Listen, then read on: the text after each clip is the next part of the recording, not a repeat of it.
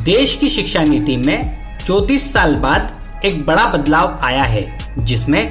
एक और प्राइमरी स्तर पर मातृभाषा में शिक्षा का प्रावधान कर दिया गया है, तो ग्रेजुएशन स्तर पर भी डिग्री कोर्स को 4 साल तक का कर दिया गया है।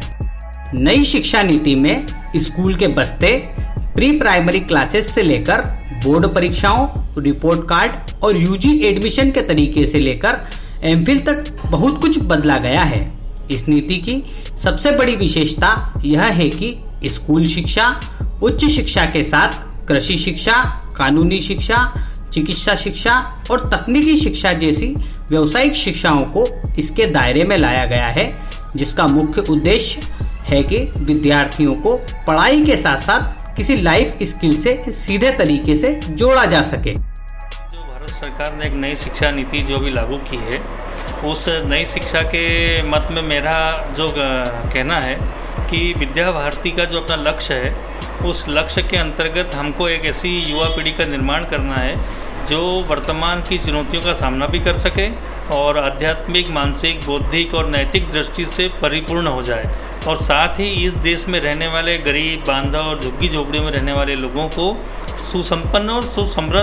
संस्कृत बनाने में और अपनी भूमिका निर्वहन करे। इस लक्ष्य के साथ विद्या भारती काम करती है, और अभी जो शिक्षा नीति आई है वो शिक्षा नीति बिल्कुल इस लक्ष्य को पूर्ण करने में सक्षम है, क्योंकि जिस समय माननीय प्रधानमंत्री जी ने समस्त शिक्षा संस्थानों से सुझाव आमंत्रित किए थे, तो विद्या भारती ने भी अपने बहुत अमूल्य सुझाव दिए थे, और उसी की परिणति यह नई शिक्षा नीति है, जिसका आधार यही है कि मनुष्य के अंदर कौशल उत्पन्न होना चाहिए, रोजगार परक शिक्षा उसको मिलना चाहिए, और इसलिए ये दोनों चीज़ें अगर उसके जीवन में है तो एक अच्छा इंजीनियर बन सकता है, अच्छा डॉक्टर बन सकता है और अच्छा व्यक्ति बन करके और इस समाज में काम कर सकता है। तो हम विद्या भारती मालवा उज्जैन विभाग समन्वयक की ओर से हम ये कहना चाहते हैं कि भारत सरकार की ये नई शिक्षा नीति का हम हार्दिक स्वागत करते हैं और अपेक्षा करते हैं कि ये नई शिक्षा नीति लागू होने के बाद इस भारत देश में आमूलचूल परिवर्तन करेगी और भारत को जगसिर मोर बनाए भारत इस लक्ष्य की ओर ले जाएगी। शिक्षा के क्षेत्र में हुए इस बड़े बदलाव के बाद जहां अभिभावक और विद्यार्थी इस नई नीति के बारे में जानने में जुटे हुए हैं, तो वहीं दूसरी ओर कुछ वरिष्ठ शिक्षक इस नीति को सही बताकर इसका स्वागत कर रहे हैं। नई शिक्षा नीति में बहुत सारी ऐसी चीजें हैं जो देश के लिए बहुत लाभदायक होगी, लेकिन यदि आप मुझसे ये पूछें कि केवल 3 बिंदुओं में मैं बताऊं कि मेरे निकट सर्वश्रेष्ठ 3 पहलू क्या हैं, तो सबसे पहले तो कम से कम 6% जीडीपी का शिक्षा में खर्च करने का प्रावधान। मैं हमेशा से कहता आया हूं कि हमारे देश में हमारे जो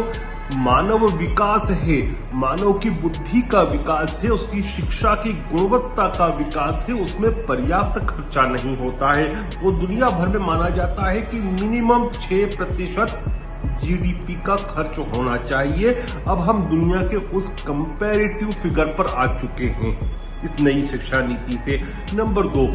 एक समस्या हमेशा मुझे लगती थी कि एक तरह से जो हमको सब्जेक्ट में पैकेज डील दी जाती थी कि आपको ये पैकेज है, चाहे फिजिक्स, केमिस्ट्री, बायोलॉजी हो या फिर कॉमर्स की स्ट्रीम्स के सब्जेक्ट हो, आपको ये पढ़ना है कंपल्सरीली। अब मेरी रुचि जो है वह हो सकती है फिजिक्स में भी हो, लेकिन साथ में मेरी रुचि पॉलिटिकल साइंस में भी हो सकती है, मेरी रुचि जो है वह फिलॉसफी में भी हो सकती है। अब हमको एक मुक्ति मिली है हमारे बच्चों को कि वे अपनी रुचि के अनुसार विषय का चयन कर सकते हैं, और जब विषय